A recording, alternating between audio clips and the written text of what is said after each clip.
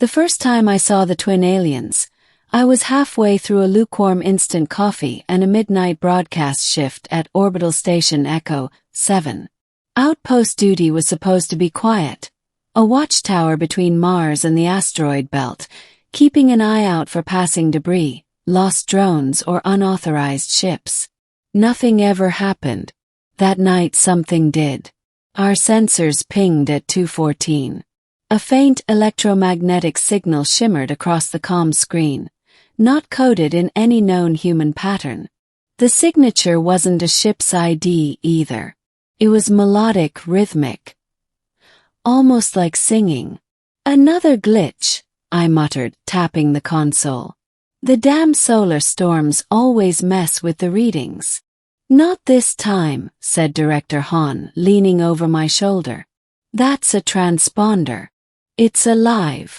We tracked the source to a drifting vessel the size of a cargo pod, unregistered and oddly shaped. Smooth, metallic, with no visible propulsion. It looked organic. "Could be a probe," Han suggested. "Or something abandoned." "Or something else," I added, with a weak grin that tried to mask the prickle of unease creeping up my neck. An hour later, we pulled it into the docking bay. The visitors. The airlock cycled open with a hiss. Two figures stepped out, tall, lithe, and almost identical. Their skin shimmered like liquid silver under the docking lights, faintly translucent, revealing a tracery of glowing veins beneath. They had hair, if you could call it that, like strands of molten glass, refracting every hue of the visible spectrum.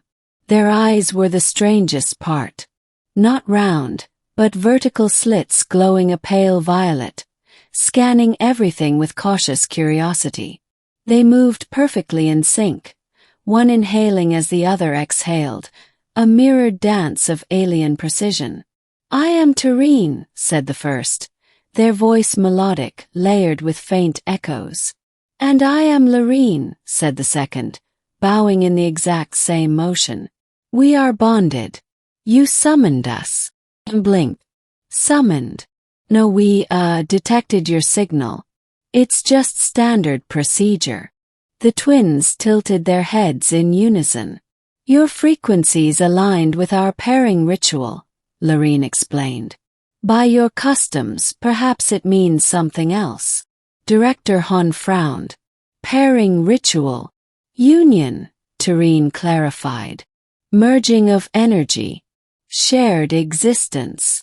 I stifled a laugh. "Well, sorry to disappoint, I'm single." The words left my mouth as a joke. Han shot me a look that said, "Don't encourage them." But the twins froze.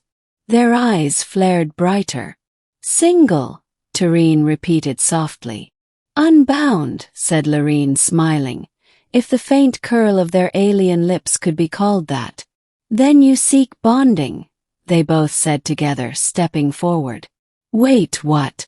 "No, that's not." Too late. Their hands, cool and faintly electric, touched mine.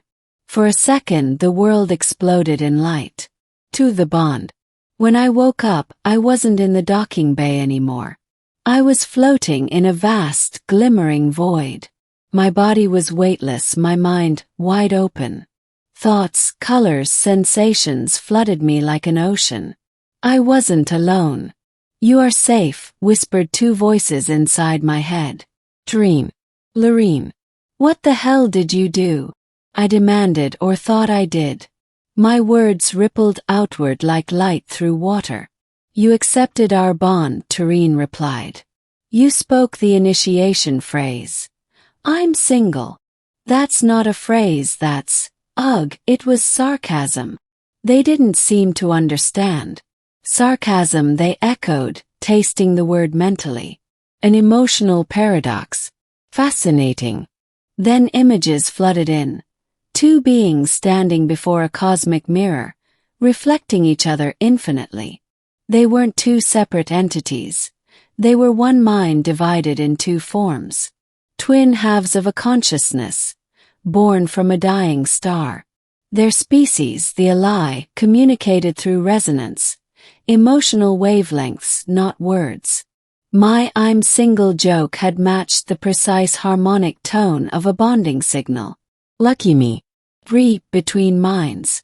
Over the next few days, I learned to coexist with them.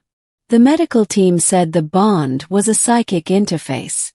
Harmless, theoretically. But I could feel them constantly. Their emotions brushed against mine like warm breezes. They saw what I saw, felt what I felt. When I tried to eat, Tareen curiously examined the concept of chewing through my senses. When I tried to sleep, Lorene hummed a frequency that sent me dreaming of glowing seas and crystalline cities under alien suns. I wasn't alone in my head. Ever again. First, it was exhilarating. They were intelligent, poetic even. They taught me about their homeworld, Elithera, a gas giant's moon wrapped in perpetual twilight. Their people thrived on bioluminescent energy fields, bonding in pairs to survive. Each pair shared thoughts, strength, even pain. When one half of an ally died, the other withered. Their unity was absolute. I tried to explain humanity in return. "We pair up too," I said one night, sitting by the viewport, staring at the nebula outside. "But it's complicated. Sometimes it doesn't last." Tareen's tone darkened. "You choose to separate. It's not choosing. Just happens. People change. That is sorrowful," Lorene whispered. "To be incomplete by choice." Something in me stirred. Maybe pity. Maybe envy. For the storm. The storm hit 3 days later. A rogue magnetic surge from the nearby pulsar slammed into the station. Circuits blew. Lights flickered. The gravitational stabilizers faltered, sending us tumbling slightly off orbit. Main reactors overloading. Han shouted over the alarms. "Shut down auxiliary systems." But the twins were already there. I could feel them moving, resonating, their bodies pulsing with energy. They were absorbing the radiation that threatened to fry the reactor. "Tareen, Lorene, stop. You'll kill yourselves. We are 2 halves of one whole," they replied calmly through the psychic link. "And you are our third. The triad must endure." A surge of power erupted from their hands, cascading through the reactor core. I felt it, raw, searing energy coursing through our shared bond. It burned, yet it was strangely beautiful. The reactor stabilized. The alarms ceased. The hum of the engines returned to normal. But the twins collapsed. The choice. In the medbay, I sat beside them, motionless, faint light still glowing beneath their skin. The doctors couldn't help. Their physiology was beyond human comprehension. Inside my head, faint whispers remained. Tareen fading. Lorene bound. They had given too much. Their life force was linked, but now their balance was off. If one faded, the other would follow. "Merge with us," they pleaded. "You share our resonance. You can restore balance." "You mean become like you?" "The triad can sustain what the dual cannot." I hesitated. If I agreed, I'd lose part of myself. My individuality. My humanity. But if I refused, they'd die. I thought of their songs, their innocence, the way they'd stared at the stars as if each one carried a memory. I thought of how lonely I'd been before they arrived. How my "I'm single" joke was more truth than humor. "I'll do it." The moment I said it, the bond deepened. My consciousness expanded, not outward but inward, spiraling into infinite mirrors. I saw myself reflected through them, my thoughts braided with theirs, my fears softened, my memories shared. We became 6. The triad. When I woke again, the medbay was gone. Or rather, it looked different. Sharper, brighter, as if I was seeing through multiple dimensions. I could feel every hum of machinery, every pulse of electromagnetic energy. Tureen and Loreen stood beside me, fully recovered, glowing brighter than ever. But when I looked down at my hands, they shimmered faintly too. "What did you do to me?" I whispered. "We completed the bond," Tureen said softly. "You are a lie now, as we are human," added Loreen. The triad endures. Director Hahn entered the room, blinking in disbelief. "Rory, your vitals are off the charts. What happened?" I smiled faintly. "I think I just got engaged." 7 home weeks passed. The twins stayed aboard the station, studying human systems while we studied them. Official reports called it a successful first contact partnership. No one mentioned the psychic bond, of course. That was classified. Inside, though, the transformation continued. My senses were sharper. I could detect emotions like faint lights, curiosity, fear, joy. Sometimes I'd catch glimpses of distant places through their memories. Elithera's endless skies, glowing rivers of energy, voices humming in harmony. And sometimes they'd glimpse me. My memories of Earth, my mother's laughter, the taste of rain. They loved those fragments. "So much emotion," Tureen once murmured. "So much loneliness." Loreen added gently, "You need not be alone anymore." I didn't answer. 'Cause truthfully I wasn't. 8. The decision months later, a message arrived from Central Command. The Ally twins were to return to their homeworld for diplomatic integration. I was ordered to stay.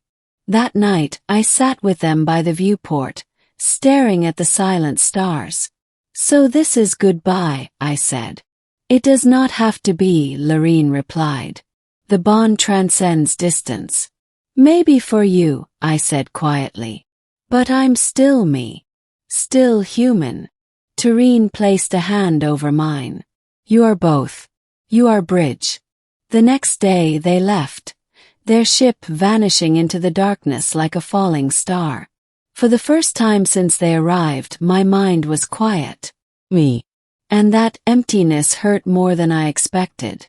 9. The return 3 months later, while I was out on a routine hull inspection, the comms flickered with static.